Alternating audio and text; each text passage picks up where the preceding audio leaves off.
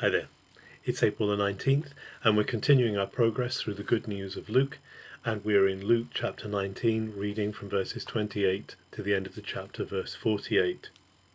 Jesus is now coming to Jerusalem towards the end of his journey from the Mount of Transfiguration, and he is fully in control of this part of the journey. He knows that he's coming to Jerusalem. He's chosen this time of Passover, the time of remembrance of the release from the captivity under Pharaoh.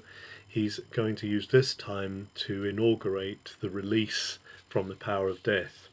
And so as he comes, he recalls, he's going to fulfill the words of the prophet that says that your king is coming to you humble and riding on a donkey.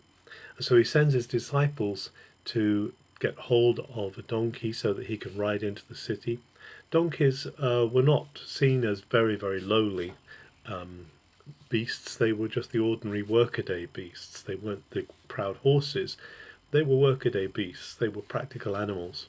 And so the disciples go, and when they're challenged about this, the owner is told, well, the Lord has need of it. And as Jesus says, as Jesus is foretold, the animal is let go with no further hindrance.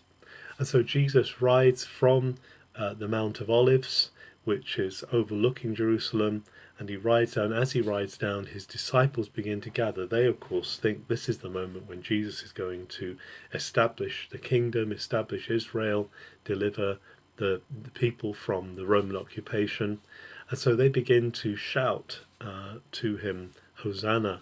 And actually these are words that come, the words they speak, that Luke records, come from Psalm 118, from the end of what Jews call the Great Hallel, Psalms 113 to 118.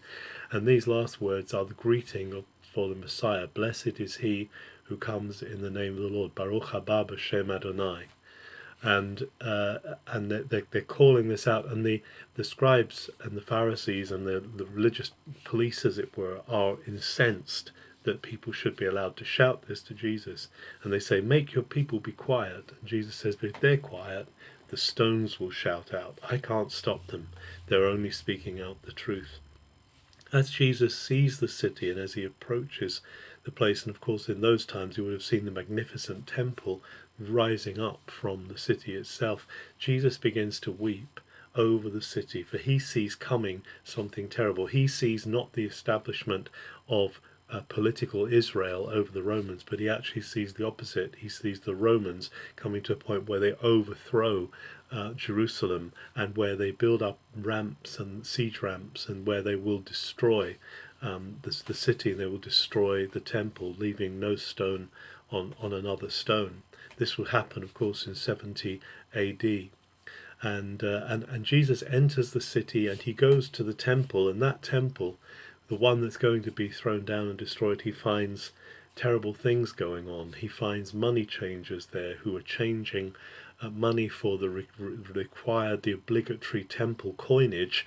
They're changing ordinary money into temple coinage at an exorbitant rate. They're selling perfect animals, because of course perfect animals had to be bought for sacrifice, but they're selling them at a huge premium. And they're making money, they're robbing people blind, as we would say. And so Jesus drives them out, and he says, you have made this house of prayer a den of thieves. And it's because of this profiteering that's going on the back of people's worship, on the back of their desire to bring the best to God.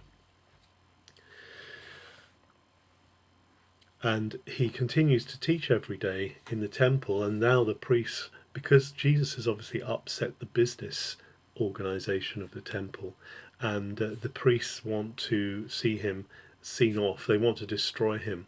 But because the people are so given to listening to Jesus, there's no opportunity to get hold of him. There's no opportunity to grab him quietly.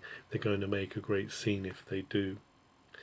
Jesus is obviously in full mastery and full control of this situation that is happening. He knows what he's doing. He's deliberate in his approach. He's deliberate in his coming into what he is intended to do, what is intended to do in coming to Jerusalem. And this is the opening part. And although the crowds will be fickle, and before long they'll be shouting for his crucifixion, here there is this acknowledgement that this is the one who has come in the name of the Lord. And they, in other places, they cry out, Hosanna, save us, rescue us, because he, of course, is the one who can save.